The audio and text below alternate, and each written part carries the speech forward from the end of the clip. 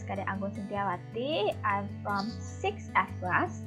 Today, I'm going to tell you about my lesson plan. But first, to make sure you understand about my lesson plan, I have to explain about the method that I use in my lesson plan.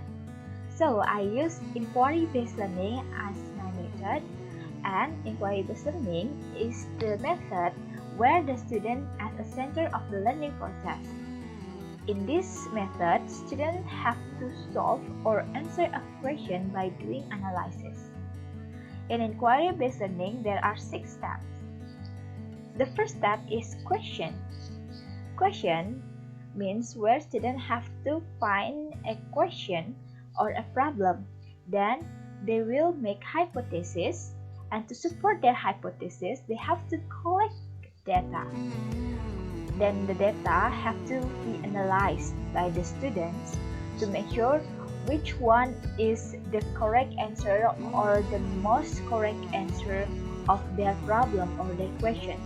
Then they have to conclude all their analysis and share or communicate it with others. Next one is in inquiry-based learning, there are 4 levels. The first level here is confirmation inquiry. The second level is structure inquiry.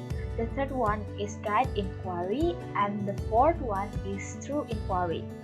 A confirmation inquiry here is the lowest level, and through inquiry is the higher level.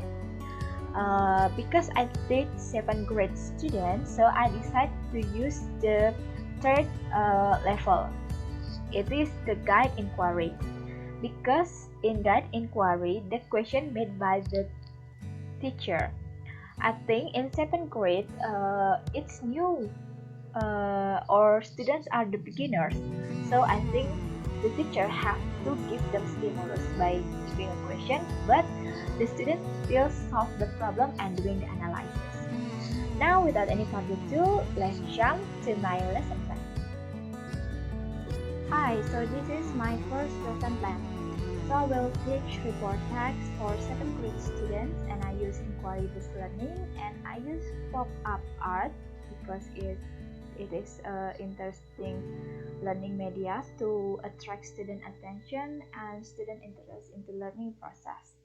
And I have 3 learning objectives here. The first one is students are able to know and understand about purpose, general structure, and language use of report text. Second one is students are able to analyze purpose, general structure, and language use of report text. And the last one, with group activities, students are able to communicate with each other. Now, let's move to the learning activity. So in the pre-activity, the teacher does greeting. Good morning students, how are you today? And we'll continue by the prayer together before starting the lesson, and the teacher will check student attendance. And after that, the teacher will give brainstorming to the students. I, as a teacher, will give brainstorming in form of some question to my students. So the question can be, have you ever heard about amphibious animal? Have you know them? Have you ever seen a frog?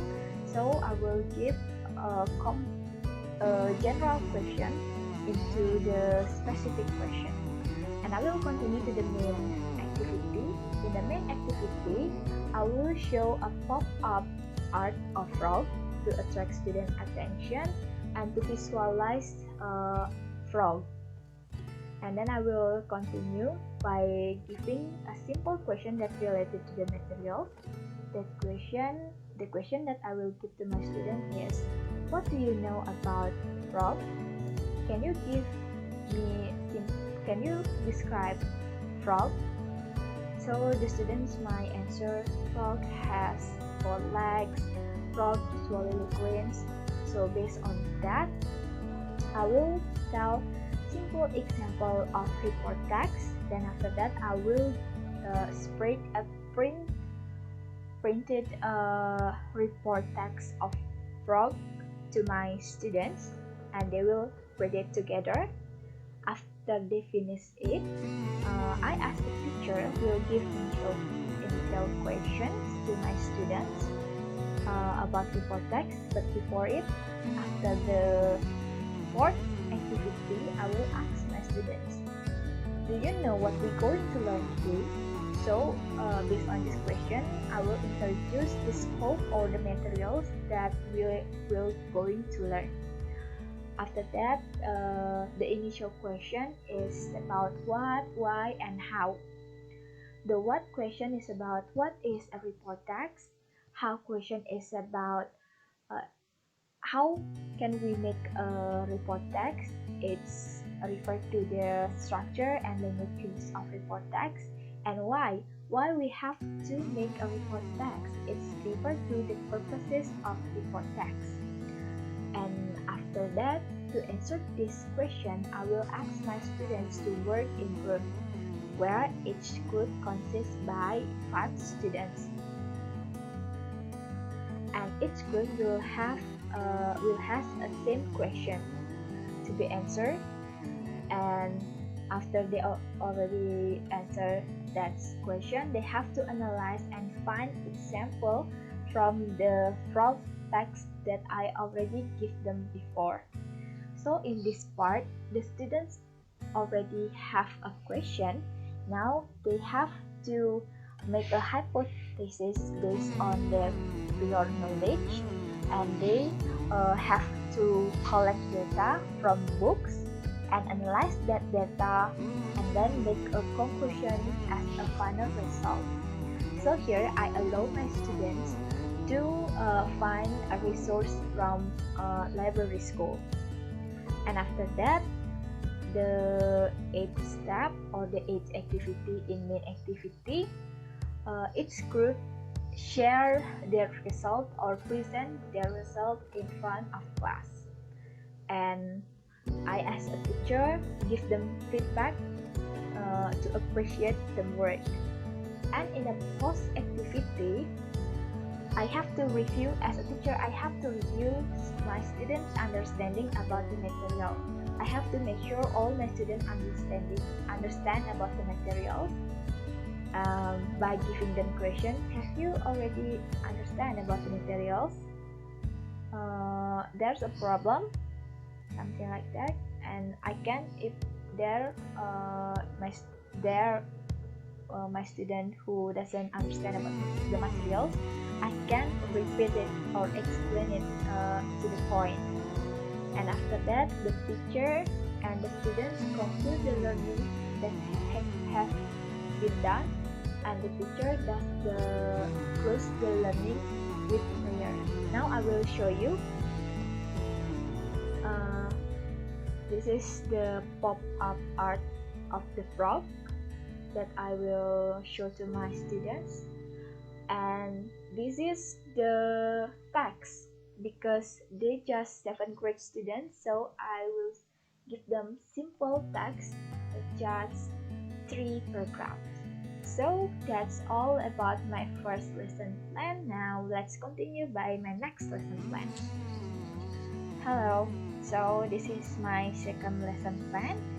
Here I teach about explanation text for 7th grade students, and I use inquiry-based learning, and the learning media is video, text, laptop, and LCD projector. Here I will have 3 learning objectives. The first one is students are able to know and understand about purpose, general structure, language use of explanation text, and second one, students are able to analyze purpose, general structure, and language use of explanation text. And the third one is students are able to communicate with others with a group activity. So now let's continue with the learning activity. In pre-activity, the teacher does quizzing, continue by 2 prior together before starting the lesson, and the teacher checks student attendance, and the next is students give brainstorming to the students. Because it's explanation text, so it's really close to students' real life. So the teacher can ask, I will ask my students, what the phenomenon that you know? What's the most often phenomenon that you ever seen? And my students maybe have various answer like rain, rainbow, or storm, and etc. So I will continue in the main activity by show a video about how rain happens. And after that, I will ask my student a simple question like, so you already watched the video. Now can you guess how the rain happened? And after that, based on the second step, I will continue the third step by give an example of explanation text of rain. And after I already explain, I will give my student the printed text, so they will read the text together, and after they finish it, I will tell them about the scope of the materials by giving a question. Can you guess what the materials that we're going to learn today? So based on that question, I can introduce the scope and the materials that we'll learn. And the next activity is give initial question to the students because they already know the scope and the material. So now I will continue by the question what, why, and how. And since with the previous lesson plan, it's inquiry-based learning where students have to answer a problem, but they still just in the 7th grade, so the teacher have to give a stimulus to them. So the what question is about what is explanation text, why we have to make explanation text, it's about the purposes of explanation text, and how we make explanation text is about the generic structure and the language use of explanation text. And to answer that question, I as a teacher will ask my students to work in group consist of 5 students in a group. Then each group have a same question and have to analyze example from the previous text that I already give them about rain. And in the 6th and 7th step, and in this 6th and 7th step, they can find a source from library school, and they already have a question. They will make hypotheses based on their prior knowledge, and they will collect the data from a books or article maybe, and they will analyze that data, and they will make a conclusion as their final result. And in the next step, 8th step, they will present or share their result in front of class. And the last step in the main activity or the last activity, I as teacher give them feedback to appreciate their work.